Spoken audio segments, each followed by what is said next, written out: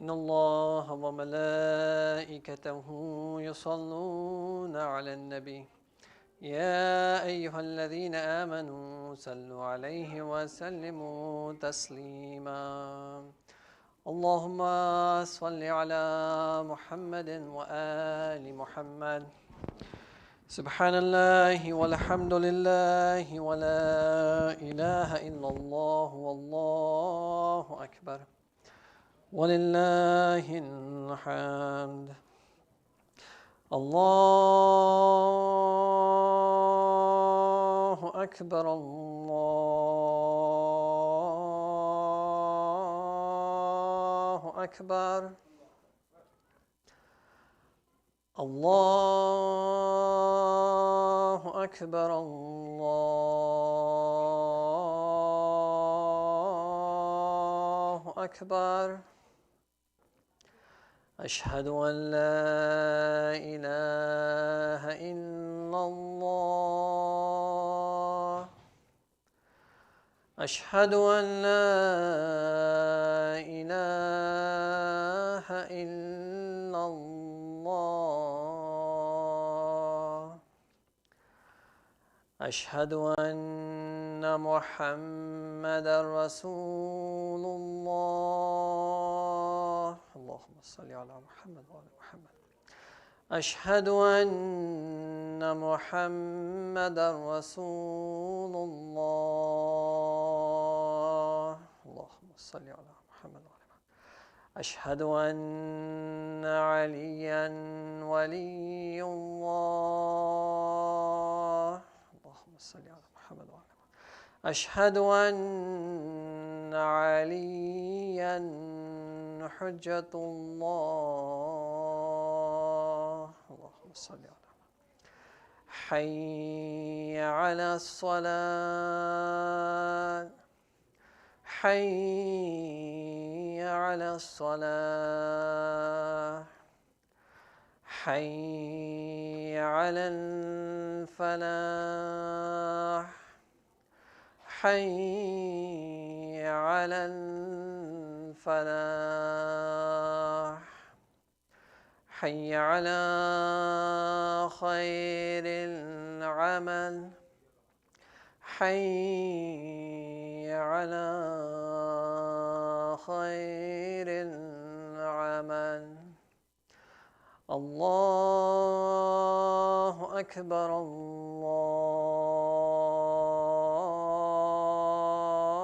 الله أكبر لا إله إلا الله لا إله إلا الله إن الله وملائكته يصلون على النبي يا أيها الذين آمنوا صلوا عليه وسلموا تسليما اللهم صل على محمد وعلى محمد وعجل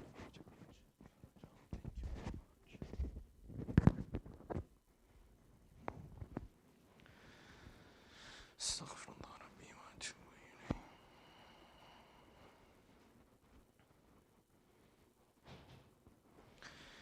الله أكبر الله أكبر أشهد أن لا إله إلا الله أشهد أن لا إله إلا الله أشهد أن محمدا رسول الله اللهم صل على محمد وآل محمد أشهد أن محمدا رسول الله اللهم صل على محمد وآل محمد أشهد أن عليا حجة الله صلوات الله وسلامه عليه حي على الصلاة حي على الصلاة حي على الفلاح حي على الفلاح حي على خير العمل حي على خير العمل قد قامت الصلاة قد قامت الصلاة الله أكبر الله أكبر لا إله إلا الله استغفر الله ربي وأتوب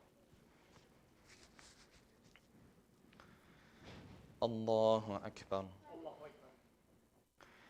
بسم الله الرحمن الرحيم الحمد لله رب العالمين الرحمن الرحيم مالك يوم الدين إياك نعبد وإياك نستعين اهدنا الصراط المستقيم صراط الذين أنعمت عليهم غير المغضوب عليهم ولا الضالين بسم الله الرحمن الرحيم قل هو الله أحد الله الصمد لم يلد ولم يولد ولم يكن له كفوا أحد الله أكبر سبحان ربي العظيم وبحمده سمع الله لمن حمده الله أكبر سبحان ربي الأعلى وبحمده الله أكبر الله أكبر سبحان ربي الأعلى وبحمده الله أكبر بحول الله وقوته أقوم وأقعد بسم الله الرحمن الرحيم الحمد لله رب العالمين الرحمن الرحيم مالك يوم الدين إياك نعبد وإياك نستعين اهدنا الصراط المستقيم صراط الذين أنعمت عليهم غير المغضوب عليهم ولا الضالين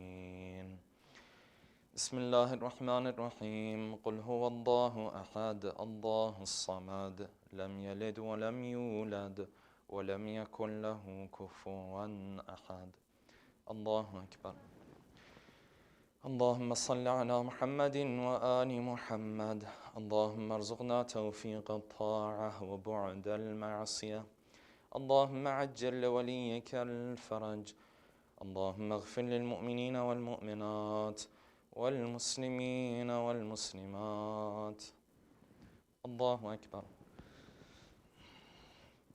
سبحان ربي العظيم وبحمده سمع الله لمن حمده الله أكبر سبحان ربي الأعلى وبحمده الله أكبر الله أكبر سبحان ربي الأعلى وبحمده الله أكبر أشهد أن لا إله إلا الله وحده لا شريك له وأشهد أن محمدا عبده ورسوله اللهم صل على محمد وآل محمد وتقبل شفاعته وارفع درجته بحول الله وقوته أقوم وأقعد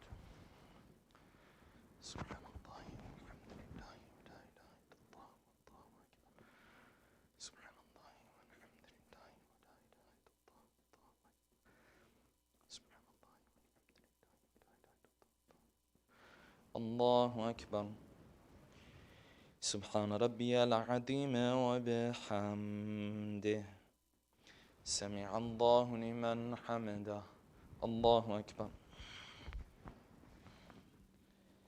سبحان ربي الأعلى وبحمده الله أكبر الله أكبر سبحان ربي الأعلى وبحمده يا لطيف ارحم عبدك الضعيف الله أكبر بسم الله وبالله الحمد لله أشهد أن لا إله إلا الله وحده لا شريك له وأشهد أن محمدا عبده ورسوله اللهم صل على محمد وآل محمد السلام عليك أيها النبي ورحمة الله وبركاته السلام علينا وعلى عباد الله الصالحين السلام عليكم ورحمة الله وبركاته الله أكبر الله أكبر الله أكبر إن الله وملائكته يصلون على النبي يا أيها الذين آمنوا صلوا عليه وسلموا تسليما اللهم صل على محمد وآل محمد. اللهم محمد وآل محمد. اللهم صل على محمد. لا إله إلا الله، لا إله إلا الله، لا إله إلا الله.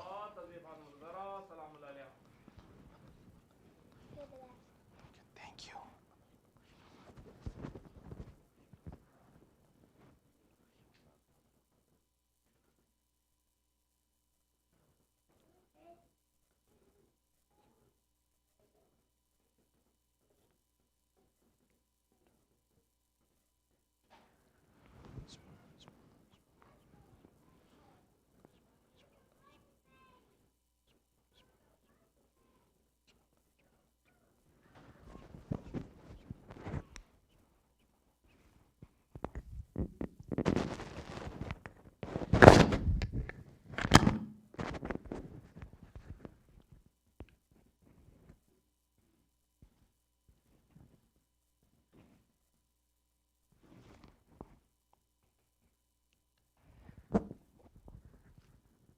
اللهم صل على محمد وآل محمد. بسم الله الرحمن الرحيم. اللهم إني أسألك موجبات رحمتك وعزائم مغفرتك والنجاة من النار ومن كل بلية والفوز بالجنة ورضوان في دار السلام وجوار نبيك محمد عليه وآله السلام. اللهم ما بنا من نعمة فمنك، لا إله إلا أنت، أستغفرك وأتوب إليك. صلوات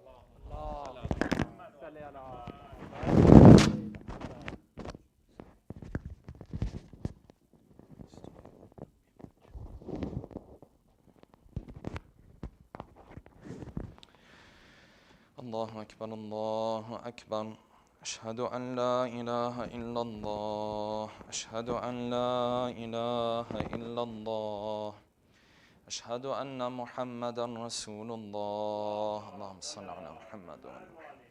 أشهد أن محمدا رسول الله. اللهم صل على محمد وآل محمد. أشهد أن عليا حجة الله صلوات الله وسلامه عليه. حي على الصلاة، حي على الصلاة، حي على الفلاح، حي على الفلاح، حي على خير العمل، حي على خير العمل. قد قامت الصلاة، قد قامت الصلاة. الله أكبر، الله أكبر. لا إله إلا الله. استغفر الله ربي وأتوب إليه. يا محسن قد أتاك المسيء، أنت المحسن وأنا المسيء، فتجاوز عن قبيح ما عندنا بجميل ما عندك يا كريم. الله أكبر. بسم الله الرحمن الرحيم.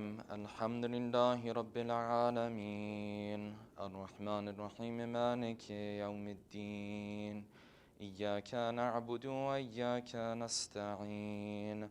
اهدنا الصراط المستقيم، صراط الذين أنعمت عليهم غير المغضوب عليهم ولا الضالين. بسم الله الرحمن الرحيم. قل هو الله أحد، الله الصمد، لم يلد ولم يولد ولم يكن له كفوا أحد. الله أكبر. سبحان ربي العظيم وبحمده، سمع الله لمن حمده. الله أكبر. سبحان ربي الأعلى وبحمده.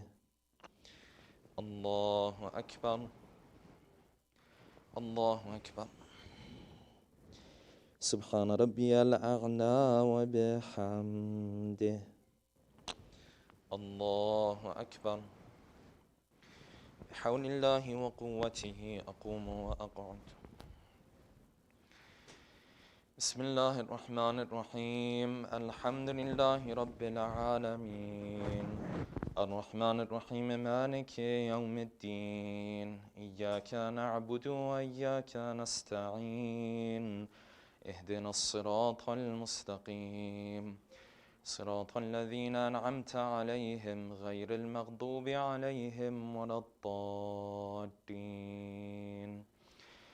بسم الله الرحمن الرحيم والعصر إن الإنسان لفي خسر إلا الذين آمنوا وعملوا الصالحات وتواصوا بالحق وتواصوا بالصبر الله أكبر اللهم صل على محمد وآل محمد اللهم ارزقنا توفيق الطاعة وبعد المعصية اللهم عجل لوليك الفرج اللهم اغفر للمؤمنين والمؤمنات والمسلمين والمسلمات الله أكبر سبحان ربي العظيم وبحمده سمع الله لمن حمده الله أكبر سبحان ربي الأعلى وبحمده الله أكبر الله أكبر سبحان ربي الأعلى وبحمده الله أكبر أشهد أن لا إله إلا الله وحده لا شريك له وأشهد أن محمدا عبده ورسوله اللهم صل على محمد وآل محمد وتقبل شفاعته وارفع درجته بحول الله وقوته أقوم وأقعد سبحان الله والحمد لله ولا إله إلا الله والله أكبر سبحان الله والحمد لله ولا إله إلا الله والله أكبر سبحان الله والحمد لله الله أكبر سبحان ربي العظيم وبحمده سمع الله لمن حمده الله أكبر سبحان ربي الأعلى وبحمده الله أكبر الله أكبر سبحان ربي الأعلى وبحمده الله أكبر بحول الله وقوته أقوم وأقعد سبحان الله والحمد لله ولا إله إلا الله والله أكبر سبحان الله والحمد لله ولا إله إلا الله والله أكبر لا إله إلا الله أكبر سبحان ربي العظيم وبحمده سمع الله لمن حمده الله أكبر سبحان ربي الأعلى وبحمده الله أكبر الله أكبر سبحان ربي الأعلى وبحمده يا لطيف ارحم عبدك الضعيف الله أكبر بسم الله وبالله الحمد لله أشهد أن لا إله إلا الله وحده لا شريك له وأشهد أن محمدا عبده ورسوله اللهم صل على محمد وآل محمد السلام عليك أيها النبي ورحمة الله وبركاته السلام علينا وعلى عباد الله الصالحين السلام عليكم ورحمة الله وبركاته الله أكبر الله أكبر الله أكبر الله وملائكته يصلون على النبي يا أيها الذين آمنوا صلوا عليه وسلموا تسليما اللهم صل على محمد وآل محمد اللهم صل على محمد وآل محمد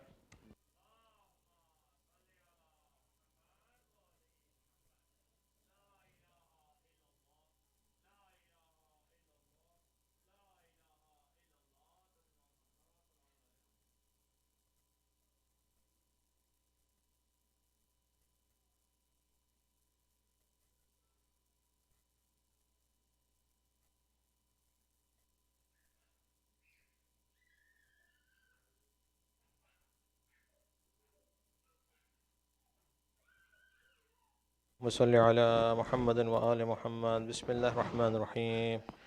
أستغفر الله الذي لا إله إلا هو الحي القيوم ذو الجلال والإكرام وأتوب إليه. يا الله يا رحمن يا رحيم يا مقلب القلوب ثبت قلوبنا على دينك. Brothers and sisters, the request for dua Sahat for the mother of brother Asad and all other mu'minin who are sick. May Allah give shifa to all inshallah. بسم الله الرحمن الرحيم.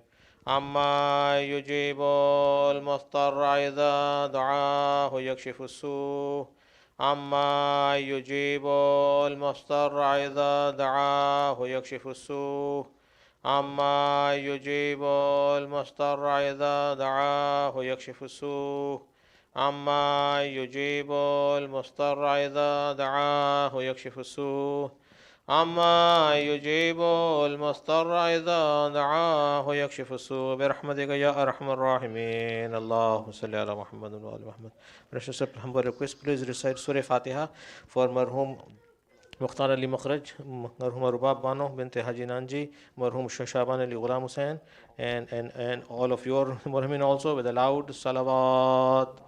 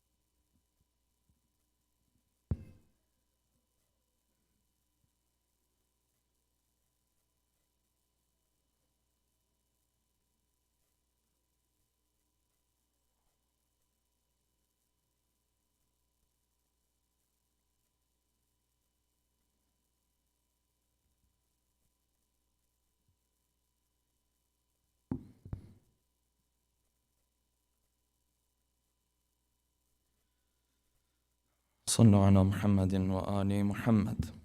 اللهم صل على محمد وآل محمد وعجل فرجهم. أعوذ بالله من الشيطان الرجيم. بسم الله الرحمن الرحيم. الحمد لله رب العالمين، والصلاة والسلام على سيدنا ونبينا أبي القاسم المصطفى محمد. اللهم صل على محمد وعلى أهل بيته الطيبين الطاهرين، واللعنة الدائم على أعدائهم أجمعين من الآن إلى قيام يوم الدين. For the love of our beloved Prophet and his beloved progeny, please recite a second loud salawat. Allahumma salli ala Muhammad wa ajil faraj. For the hastening in the return of our beloved 12th Imam, a third final loud salawat. Allahumma salli ala Muhammad. Inshallah, we will continue with the khutbah of our beloved first Imam, known as Khutbatul Muttaqeen. In the last session that we had, we reached these lines in which he described how this group of people, these special servants of God, they look at this short period of time that they are alive in this world as this big investment. Sabaru ayyaman qasira. They were patient for a short period of time, and in return, their return on investment was this very, very long period of time of convenience. أَعْقَبَتْهُمْ رَاحَةٌ طَوِيلَةٌ. There's this long time of convenience and ease that came because of these 20, 30, 60, 80, inshallah, 100 years of patience that they showed, of effort that they put in this life. And then he said, tijaratun murbiha. They look at it as a very profitable transaction. It makes a lot of sense. I just have to hold myself back a little bit on certain things for, a short period of time. Then afterwards comes this long period of time where life becomes very easy. It's very convenient. There's all these blessings. And we're going to talk about the blessings of heaven tonight, inshallah. يَسَّرَهَا لَهُمْ رَبُّهُمْ. They recognize that this opportunity was given to them by Allah subhanahu wa ta'ala. And they thank Allah subhanahu wa ta'ala because of it. Now we're going to move on to the next characteristic that they have.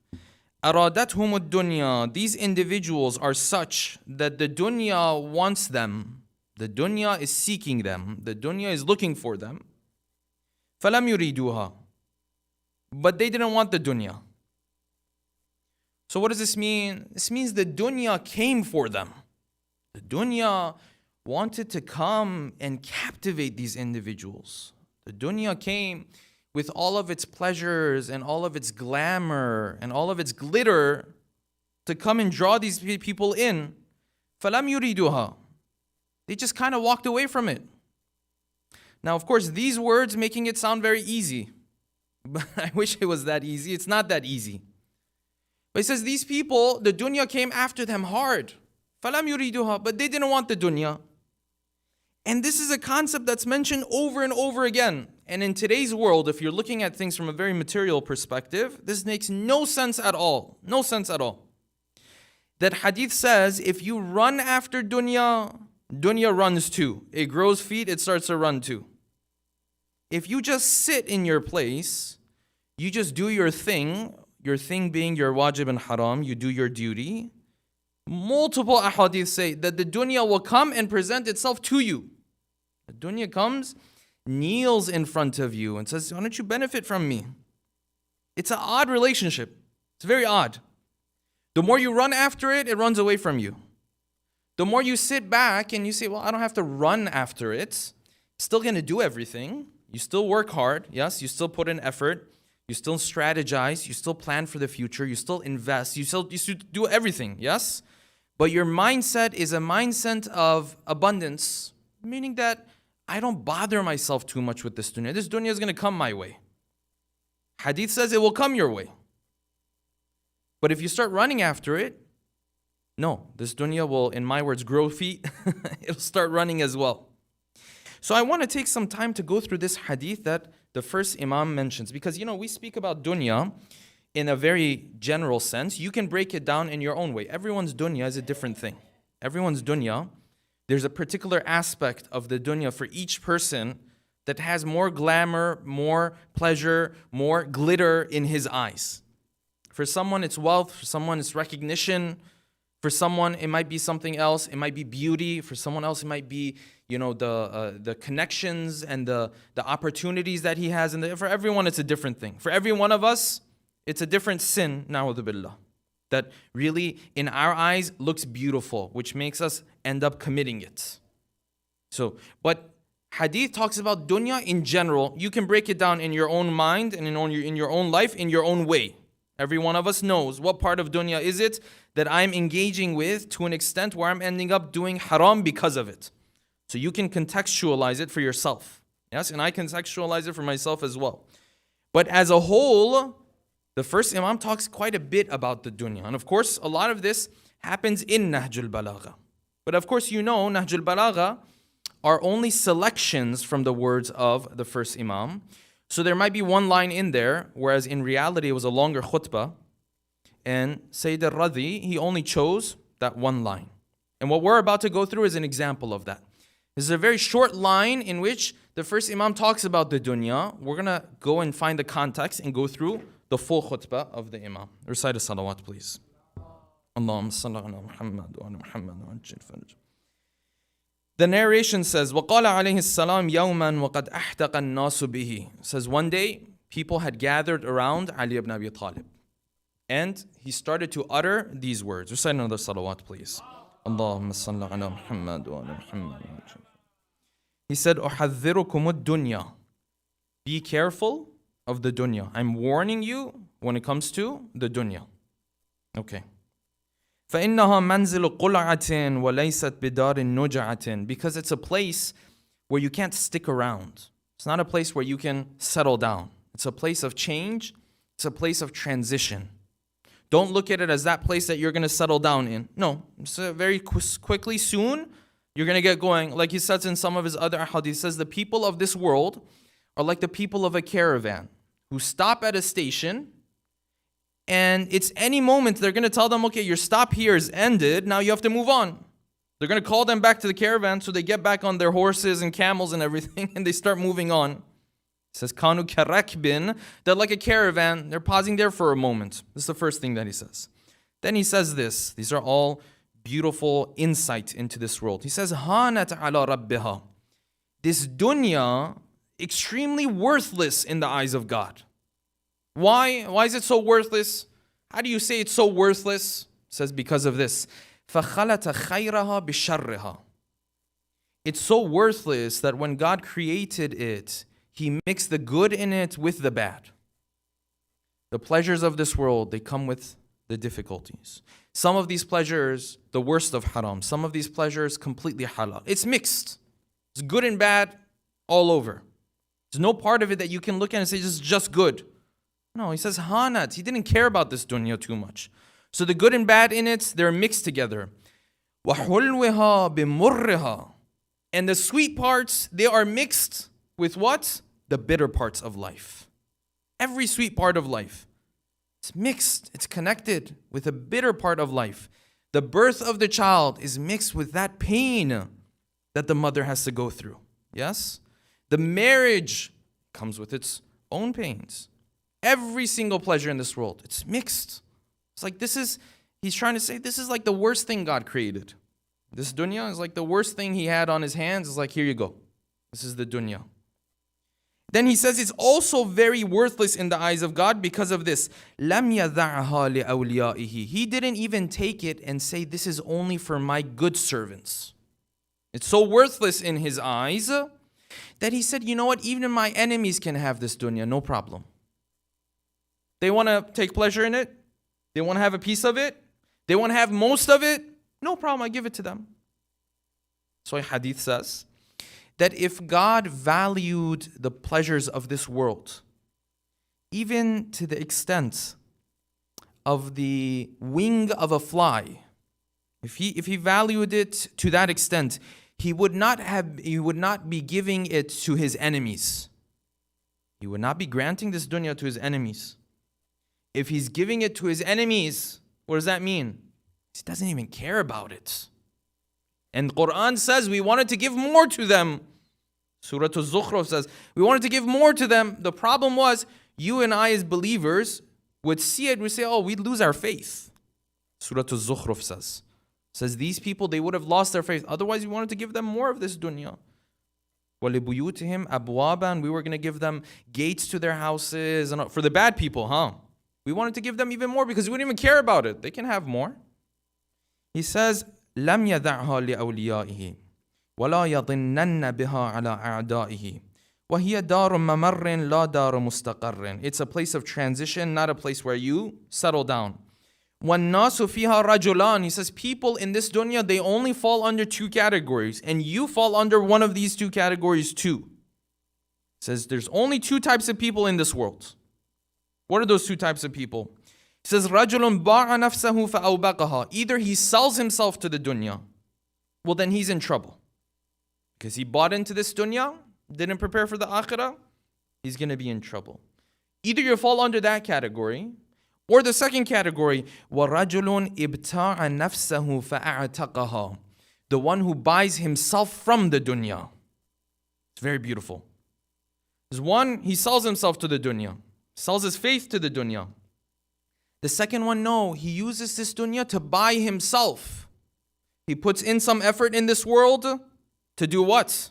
To free himself. He's free now as a human being. He says, you fall under one of these two. Then he continues, he says, this dunya, إِنْ اعْذَوْذَبَ مِنْهَا جَانِبٌ فَحَلَى أَمَرَّ مِنْهَا جَانِبٌ فَأَوْبَى.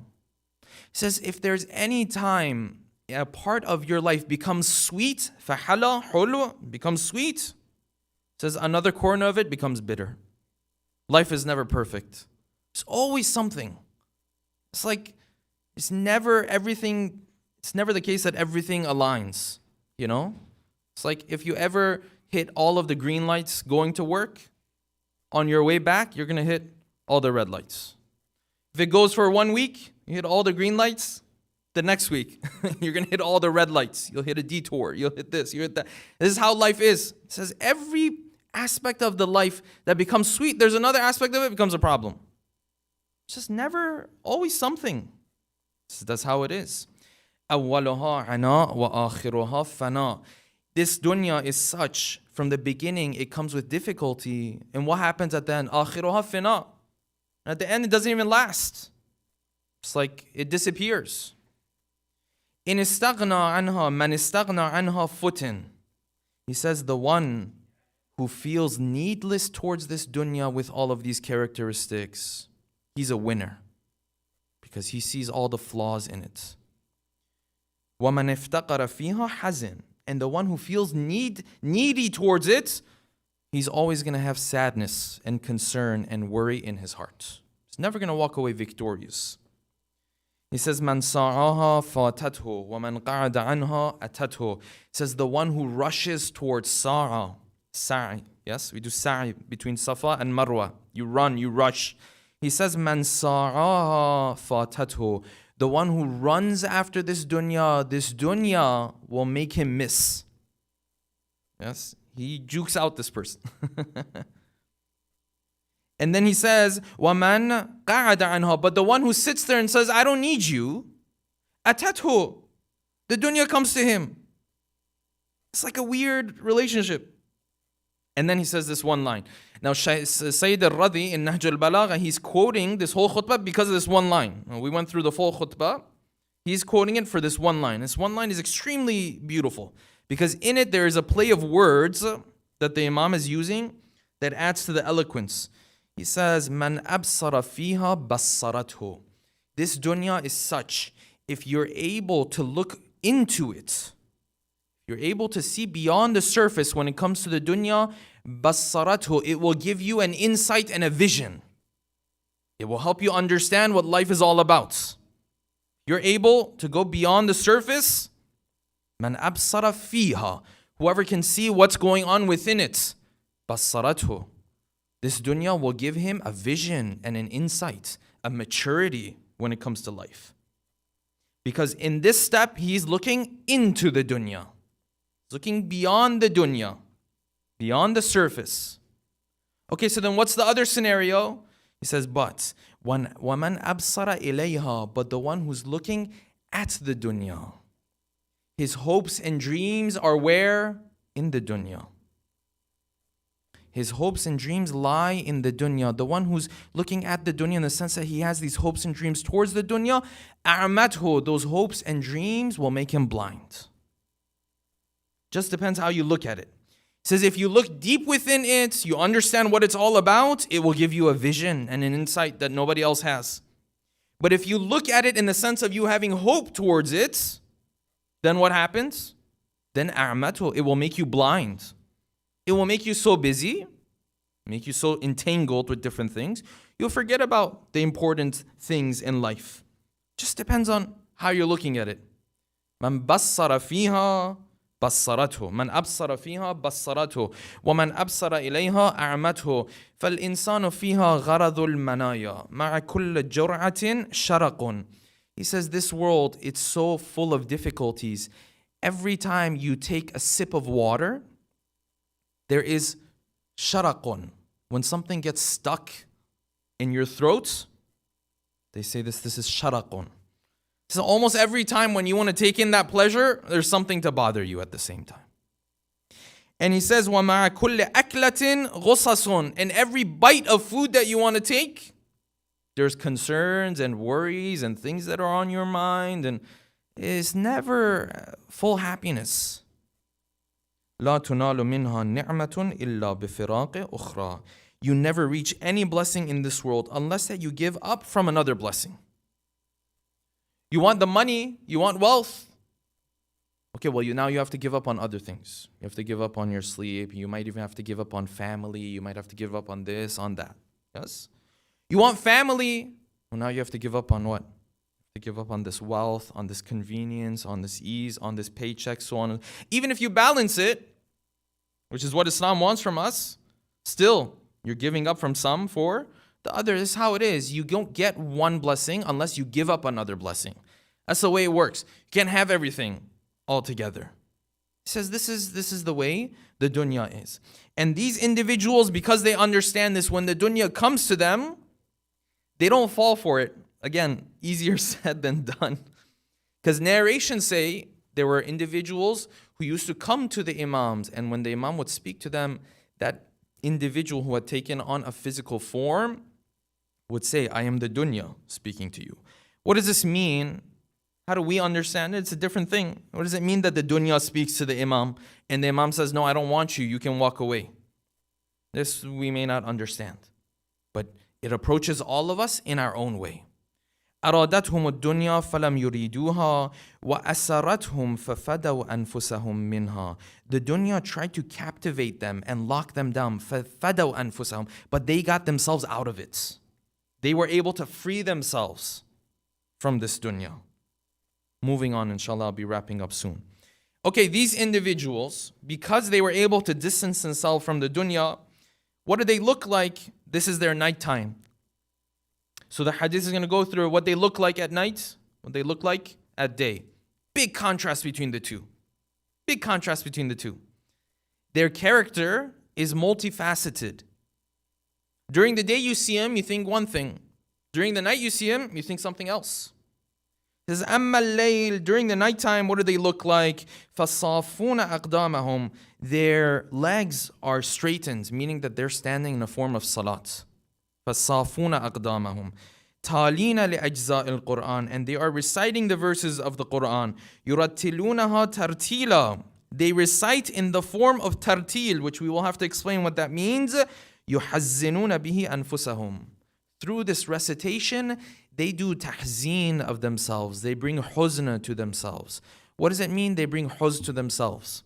If you remember before, we explained this. We said the believers, قُلُوبُهُم مَحْزُونَ. Their hearts have this huzn. Not this huzn of depression. No. This huzn of the worry and the concern. That at the end of the day, I don't know who I'm going to end up being. At the end of the day, this day of judgment is going to happen for me too. If I'm a good person right now, wonderful, but God knows what I'm going to be like tomorrow. This يُحَزِّنُونَ بِهِ أَنفُسَهُم. They read it and they say, this day of judgment and all this is going to happen to you too. They speak to themselves. يُحَزِّنُونَ بِهِ أَنفُسَهُم. What is the hadith says tartil? يُرَتِّلُونَهَا تَرْتِيلًا. Because tartil, I know we use it very commonly. We just say tartil. It just means you read like, normal speed. In reality, tartil has its own specific meaning, yes? So the sixth Imam, Al-Imam As-Sadiq, salawatullahi alayhi, he says, At-tartil huwa an tatamakkatha bihi. Tartil is when you recite the verses of the Qur'an and you do makth. You pause, you take your time with it. وَتُحَسِّنَ بِهِ صَوْتَكَ. And through it, you recite with a beautiful voice. وَإِذَا مَرَرْتَ بِآيَةٍ فِيهَا ذِكْرُ الْجَنَّةِ فَاسْأَلُ اللَّهَ الْجَنَّةِ. And when you come across a verse that speaks about Jannah, you ask Allah subhanahu wa ta'ala for Jannah in heaven. وَإِذَا مَرَرْتَ بِآيَةٍ فِيهَا ذِكْرُ النَّارِ فَتَعُوذُ بِاللَّهِ مِنَ النَّارِ. Come across a verse that talks about hellfire, you seek Allah's refuge when it comes to the hellfire. Now, inshallah, with this, I'm going to end. I'm just going to put this one question before I end. How much do we recite Quran? That's a separate thing. I'm not even going to talk about that. When we do recite Quran, let's pose the question like that. When we finally get the chance to recite Quran, yes? Which normally would be in Ramadan, but even outside of Ramadan. When do we ever recite Quran like this? When do we ever take our time with it? When do we ever have enough time to even understand what's being said? That you come across a verse of heaven, you say, oh Allah, I want this, what you're talking about, which we will discuss more, inshallah, next week. When is it that we recite the verses of the Quran and come across hellfire, we say, I don't want this? Is this how we recite Quran? Is this how our functions within our communities are even built? It's not how they're built. Not Quran, not Hadith. Not Quran, not Dua. None of them are built in this way. The way these things are built within our functions, within our communities across, the West, and sometimes even back home as well. No, it's just read, just recite. Did the Imam say, every night they finish 50 juz of the Quran? There's no 50 juz, but, Did the Imam say every night they finish 1,000 verses? They do, no. He said, yurattilunaha. They do tartil of these verses. Which is what? They pause. They think about it a little bit. You don't want to take too much time. No problem. But it can't be a recitation where you can barely, tell the words from one another. I'll tell you this real quickly. I remember a long time ago, I went somewhere. It was a gathering. They said, okay, we're going to start with Hadith al-Kisa. So Hadith al-Kisa began. And this person who was reciting, I don't know if they had told him that we don't have any time, or what the case was. But the recitation was so fast. As a person who understands Arabic, I couldn't even tell the words apart from one another. I mean, it was, forget about the meaning, forget about, okay, what's even going on in this hadith, and forget about all of that. Couldn't even tell, what's happening here? Now, that is dua. That is hadith al-Kisa. When it comes to the verses of the Quran, when do we do this? No, Ramadan comes around, everyone is in this sense of, I have to finish this. This sense of, I have to do 50 pages, I have to do 100 pages, I have to do 200 pages. The Imam says you have to recite in a way where you have enough time, you come across the verses in heaven. First of all, you even realize this is about heaven. Sometimes people recite verses about heaven, they have no idea it's even about heaven. They recite verses about hellfire, they don't even know it's about hellfire. So you have to be able to recite in a way where at least you can understand, okay, this is talking something about heaven. This one is talking about hellfire. At least you give yourself enough time that when you come across those verses, you do what the Imam says, right? You ask Allah subhanahu wa ta'ala for this heaven. This is something that we have to work on, yes? We have to worry less about finishing Quran, finishing dua, finishing a'mal, finishing all of this. We have to worry more about connecting with the meaning of these verses of the Quran and these du'as and these ahadith. This hadith al-Kisa that we read, these verses of the Quran that we read, the du'as that we go through, they're very deep. But unfortunately in our functions and as communities in general I speak, we have not even given the opportunity to delve deeper into them. We pray to Allah subhanahu wa ta'ala that He gives us the opportunity to be amongst such individuals. Recite salawat, please. Inshallah, we'll begin with the recitation of Dua Kumayl.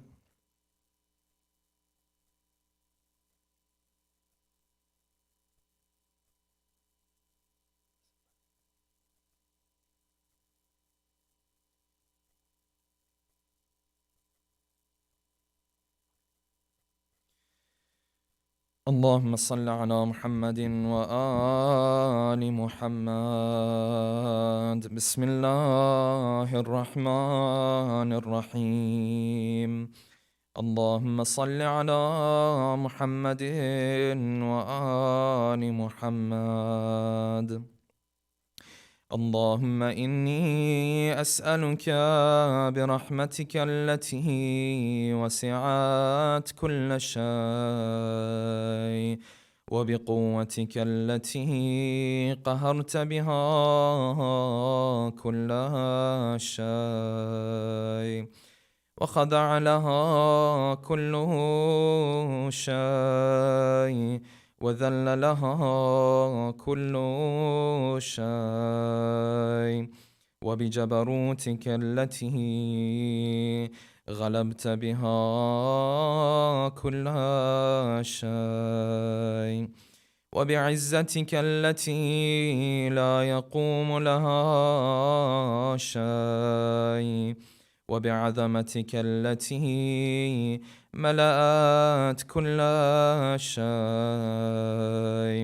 وبسلطانك الذي على كل شيء، وبوجهك الباقي بعد فناء كل شيء، وبأسمائك التي ملأت أركان كل شيء، وبعلمك الذي أحاط بكل شيء، وبنور وجهك الذي أضاء له كل شيء. Everyone.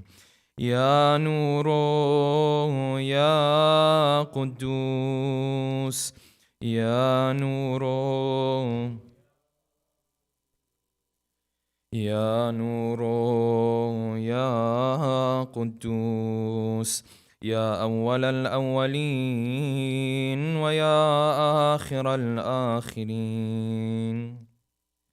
اللهم اغفر لي الذنوب التي تهتك العصام، اللهم اغفر لي الذنوب التي تنزل النقام، اللهم اغفر لي الذنوب التي تغير النعام، اللهم اغفر لي الذنوب التي تحبس الدعاء، اللهم اغفر لي الذنوب التي تقطع الرجاء، اللهم اغفر لي الذنوب التي تنزل البلاء، اللهم اغفر لي كل ذنب أذنبته وكل خطيئة أخطأتها.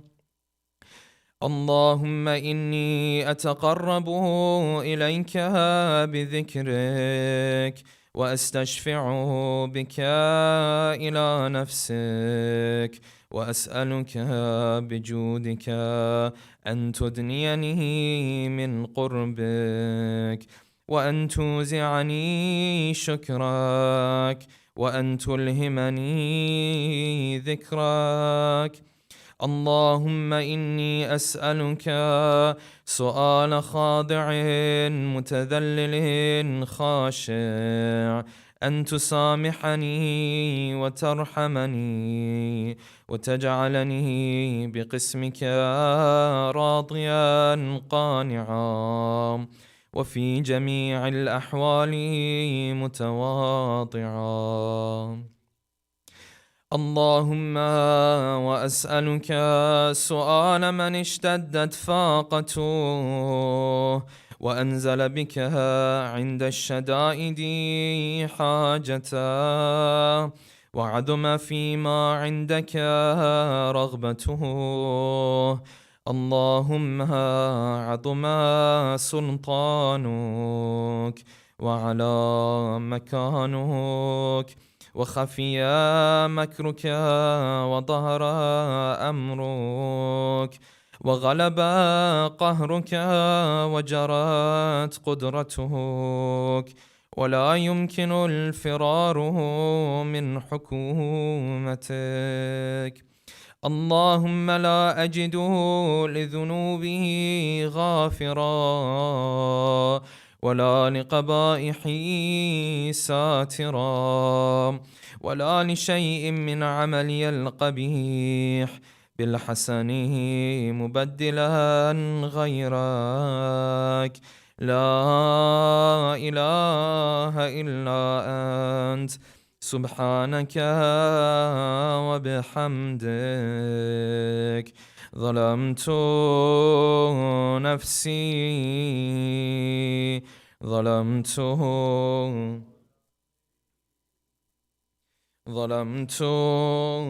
نفسي وتجرأت بجهلي وسكنت إلى قديم ذكرك لي ومنك علي. اللهم مولاي كم من قبيح سترته، وكم من فادح من البلاء أقلته، وكم من عثار وقيته، وكم من مكروه دفعته، وكم من ثناء جميل لست أهلا له نشرته. اللهم عظم بلائي وأفرط به سوء حالي، وقصرت بي أعمالي، وقعدت بي أغلاني، وحبسني عن نفعي بعد آمالي، وخدعتني الدنيا بغرورها، ونفسي بجنايتها ومطالي. يا سيدي، فأسألك بعزتك ألا يحجب عنك دعائي سوء عملي وفعالي، ولا تفضحني بخفي ما اطلعت عليه من سري، ولا تعاجلني بالعقوبة على ما عملته في خلواتي من سوء فعله وإساءته ودوام تفريطي وجهالتي وكثرة شهواتي وغفلتي. وكن اللهم بعزتك لي في كل الأحوال رؤوفا، وعلي في جميع الأمور عطوفا.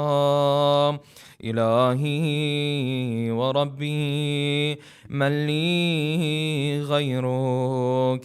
أسأله كشف ضره والنظر في أمري.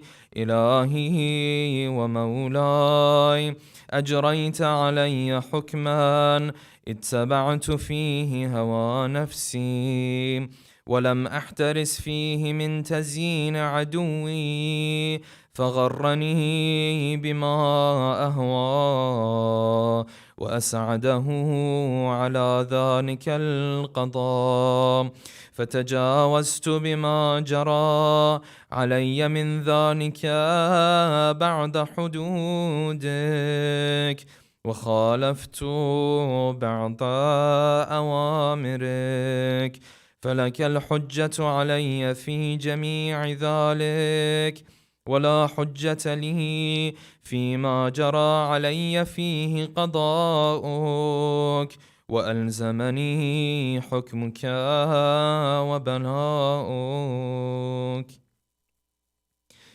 وقد أتيتك يا إلهي بعد تقصيري وإسرافي على نفسه، معتذرا نادما منكسرا مستقيلا مستغفرا منيبا مقرا مذعنا معترفا، لا أجد مفرا مما كان مني، ولا مفزعا أتوجه إليه في أمري، غير قبولك عذري وإدخالك إياي في سعة من رحمتك.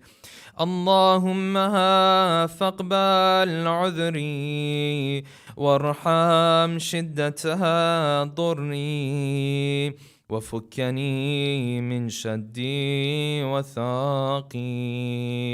يا رب ارحم ضعف بدني، يا رب ارحم، يا رب ارحم ضعف بدني ورقة جلدي ودقة عظمي، يا من بدأ خلقي وذكري وتربيتي وبري وتغذيتي، هبني لابتداء كرمك وسالف برك به يا إلهي وسيدي وربي. أتراك معذبي بنارك بعد توحيدك وبعد من طوى عليه قلبي من معرفتك ولهج به لساني من ذكرك واعتقده ضميري من حبك وبعد صدق اعترافي ودعائي خاضعا لربوبيتك هيهات أنت أكرم من أن تضيع من ربيت أو تبعد من أدنيت أو تشرد من آويت أو تسلم إلى البلاء من كفيته ورحمته. وليت شعري يا سيدي وإلهي ومولاي أتسلط النار على وجوه خرت لعظمتك ساجدا وعلى ألسن نطقت بتوحيدك صادقا وبشكرك مادحا وعلى قلوب اعترفت بإلهيتك محققا وعلى ضمائر حوت من العلم بك حتى صارت خاشعة وعلى جوارح سعت إلى أوطان تعبدك طائعة وأشارت باستغفارك مذعنة. ما هكذا الظن بك ولا أخبرنا بفضلك عنك يا كريم يا رب يا كريم يا كريم يا رب وأنت تعلم ضعفي عن قليل من بلاء الدنيا وعقوباتها وما يجري فيها من المكاره على أهلها على أن ذلك بلاء ومكروه قليل مكثوه يسير بقاؤه قصير مدته. فكيف احتمالي لبلاء الآخرة وجليل وقوع المكاره فيها وهو بلاء تطول مدته ويدوم مقامه ولا يخفف عن أهله لأنه لا يكون إلا عن غضبك وانتقامك وسخطك وهذا ما لا تقوم له السماوات والأرض.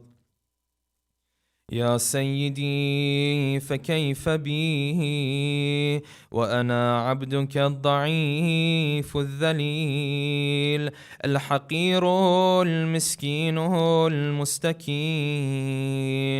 يا إلهي وربي وسيدي ومولاي لأي الأمور إليك أشكو ولما منها أضج وأبكي لأليم العذاب وشدته أم لطول البلاء ومدته.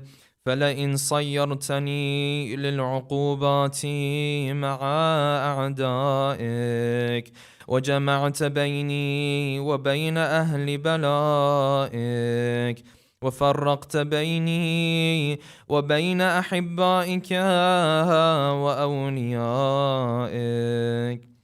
فهبني يا إلهي وسيدي ومولاي وربي صبرت على عذابك فكيف أصبر على فراقك وهبني صبرت على حر نارك، فكيف أصبره عن النظر إلى كرامتك؟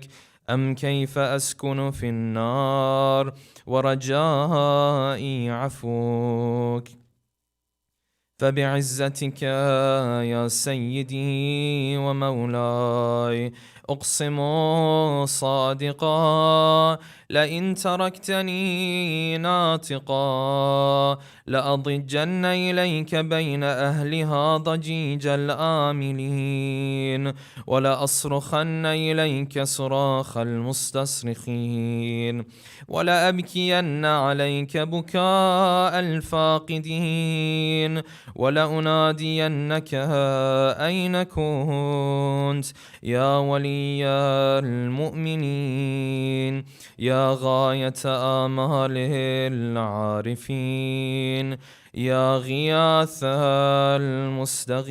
المستغيثين، يا غياث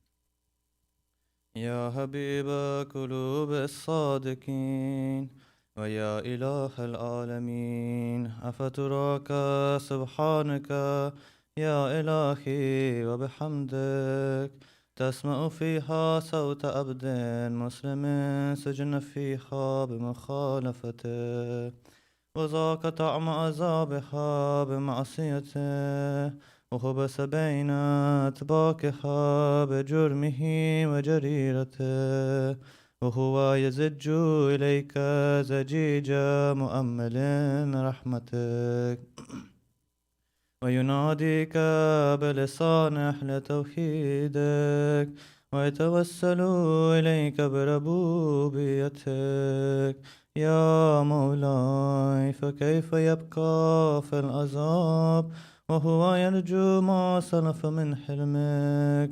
أم كيف تؤلمه النار وهو يأمل فضلك ورحمتك؟ أم كيف يحرقه لهيبها وأنت تسمع صوته وترى مكانا؟ أم كيف يشتمل عليه زفيرها وأنت تعلم ضعفا؟ أم كيف يتكلكل بين أتباكها وأنت تعلم صدقا؟ أم كيف تزجره زبانيتها وهو يناديك يا رب؟ أم كيف يرجو فضلك في إتكه منها فتتركه فيها؟ هيهات ما ذلك الظن بك، ولا المعروف من فضلك، ولا مشبه لما عملت به الموحدين من برك وإحسانك. فباليقين أقطع لولا ما حكمت به من تعذيب جاحديك وكزيت به من إخلاد معانديك، لجعلت النار كلها بردا وسلاما، وما كان لأحد فيها مكرا ولا مقاما.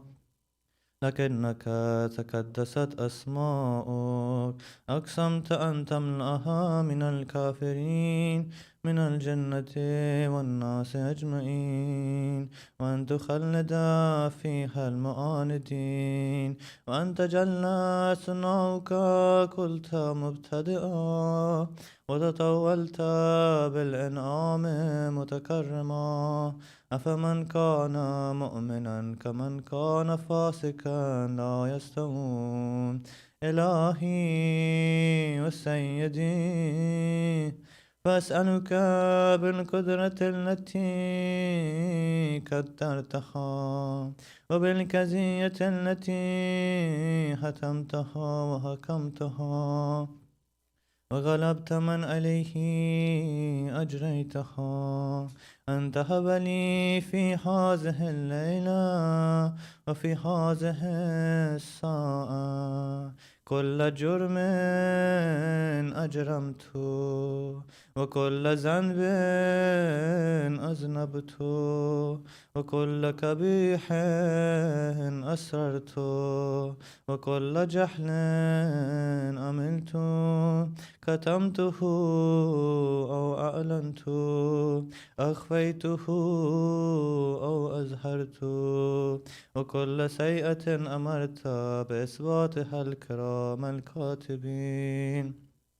الذين وكلتهم بحفظ ما يكون مني وجعلتهم شهودا علي مع جوارحي وكنت أنت الركيب علي من ورائهم والشاهد لما خفي عنهم وبرحمتك أخفيت وبفضلك سترت وأن توفر حظي من كل خير أنزلت أو إحسان فضلت أو بر نشرت أو رزق بسطت أو ذنب تغفر أو خطأ تستر يا ربي يا ربي يا رب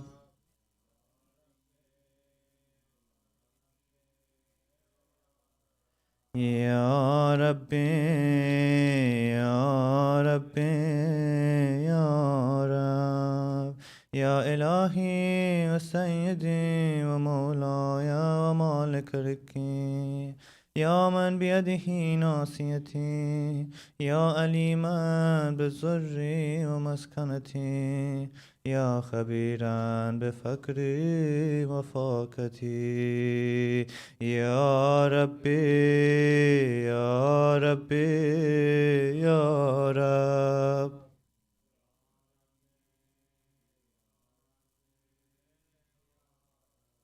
يا ربي يا ربي يا رب أسألك بحقك وقدسك وعظم صفاتك وأسمائك أن تجعل أوقاتي في الليل والنهار بذكرك معمورا وبخدمتك موصولا وأعمالي عندك مقبولا حتى تكون أعمالي وأورادي كلها وردا واحدا وحالي في خدمتك سرمدا يا سيدي يا من عليه مؤولي يا من إليه شكوت أحوالي يا ربي يا ربي يا رب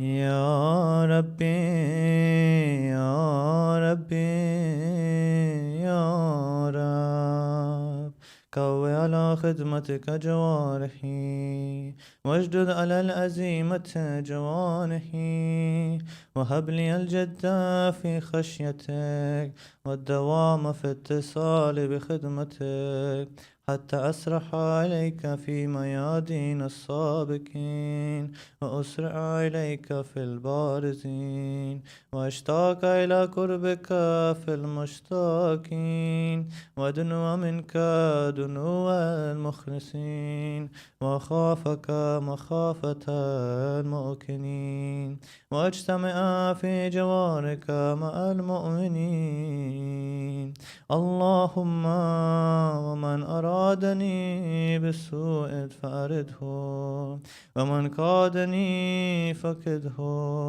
واجعلني من أحسن عبيدك نسيبا عندك واقربهم منزلة منك وخسهم زلفة لديك فإنه لا ينال ذلك إلا بفضلك وجد لي بجودك وعطف علي بمجدك واحفظني برحمتك، واجعل لساني بذكرك لهجا، وقلبي بحبك متيما، ومن علي بحسن إجابتك، وأكلني أسرتي، واغفر زلتي، فإنك كزيت على عبادك بإبادتك، وأمرتهم بدعائك،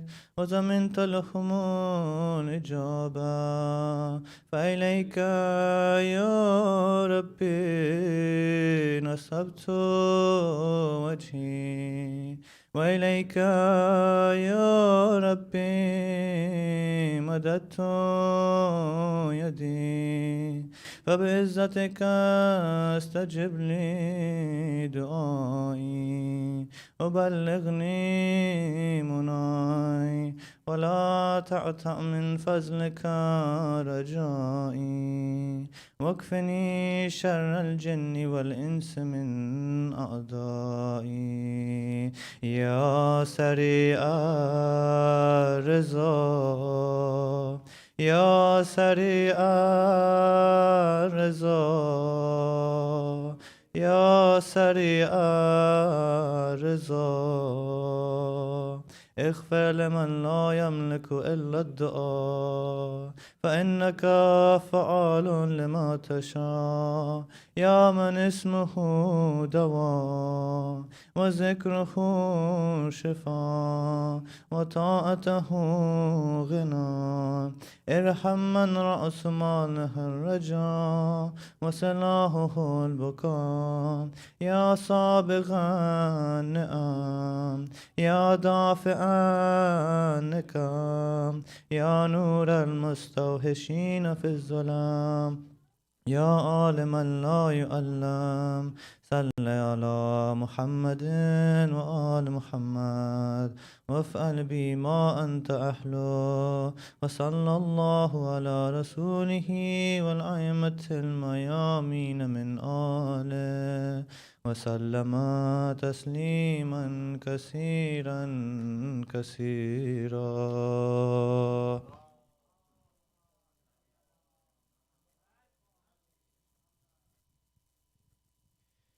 اللهم صل على محمد وآل محمد. السلام عليك يا رسول الله، السلام عليك يا حبيب الله، السلام عليك يا أمير المؤمنين علي بن أبي طالب، السلام عليك يا فاطمة الزهراء سيدة نساء العالمين، السلام عليك يا حسن المجتبى، السلام عليك يا أبا عبد الله الحسين، السلام على 9 المعصومين من ذرية الحسين، السلام عليك يا صاحب العصر والزمان، السلام عليك يا خليفة الرحمن، السلام عليك يا إمام الإنس والجان، ورحمة الله وبركاته. السلام عليكم يا أهل بيت النبوة جميعا ورحمة الله وبركاته.